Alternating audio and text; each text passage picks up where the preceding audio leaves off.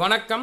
அதிரடியாக அறிவித்த இந்திய கம்யூனிஸ்ட், கண்ணீர் விட்ட எடப்பாடி பழனிசாமி, என்ன நடந்தது அப்படின்றத பற்றி தான் இந்த வீடியோவில் நம்ம தெள்ள தெளிவாக பார்க்குறோம். அதாவது திமுக தலைமையிலான மதச்சார்பற்ற கூட்டணியே வரும் 2026 சட்டப்பேரவை தேர்தலில் மகத்தான வெற்றி பெறும் என இந்திய கம்யூனிஸ்ட் கட்சியின் மாநில செயலாளராக இருக்கக்கூடிய முத்தரசன் தெரிவித்திருக்கிறார்.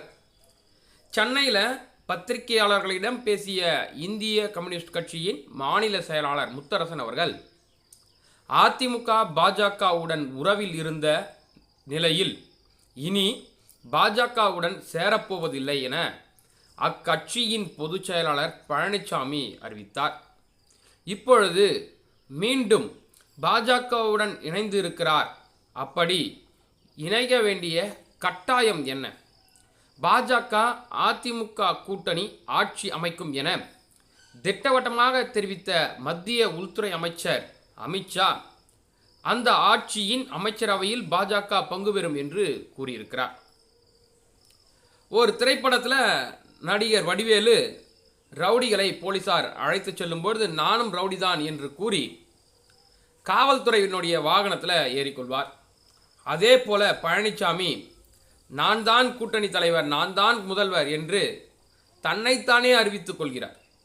பாஜக வரை முதல்வர் வேட்பாளராக இதுவரை ஏற்றுக்கொள்ளவும் இல்லை, அறிவிக்கவும் இல்லை.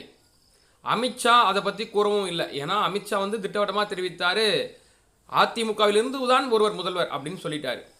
பாஜகவுடன் அதிமுக அணி சேர்ந்தது தவறு என்பதை அக்கட்சியினரிலே சொல்லி வருவது பெரும் பேசுபொருளாக இருக்கு. சேரக்கூடாத இடத்தில் அதிமுக சேர்ந்து இருக்கிறது.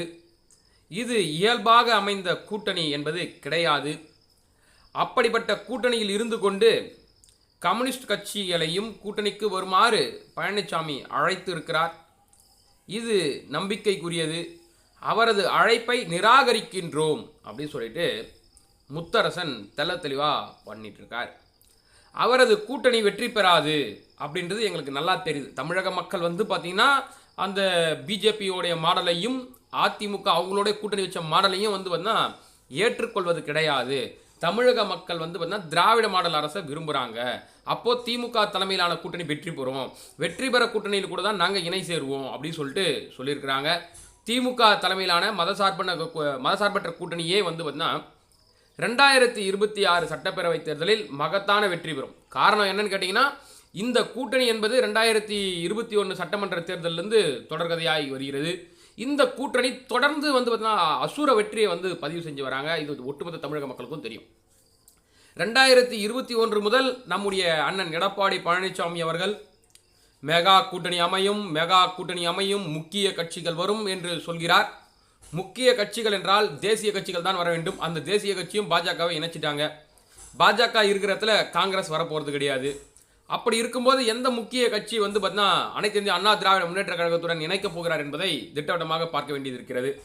மற்றொரு பக்கம் புதிதாக உதயமான நம்முடைய தாவேக்காவை அதிமுகவில் இணைக்க வேண்டும் என்றால் அதிமுக பார்த்தீங்கன்னா இது தாவேக்கா பார்த்தீங்கன்னா கிளியராக சொல்லிட்டாங்க, விஜய் தான் முதல்வர் வேட்பாளர், எங்களுடைய ஆட்சியை ஏற்றுக்கொண்டு வருபவர்களுக்கு ஆட்சியில் பங்கு, அதிகாரத்தில் பங்கு அப்படின்ற ஸ்டேட்மெண்ட்டில் தாவேக்கா ஸ்ட்ராங்காக இருக்கிறாங்க.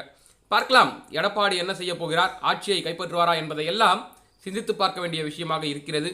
மேலும் இது போன்ற அரசியல் சம்பந்தமான நிகழ்வுகளை உடனுக்குடன் தெரிந்து கொள்ள மறக்காமல் நம்முடைய சேனலை சப்ஸ்கிரைப் செய்து கொள்ளுங்கள். நன்றி, வணக்கம்.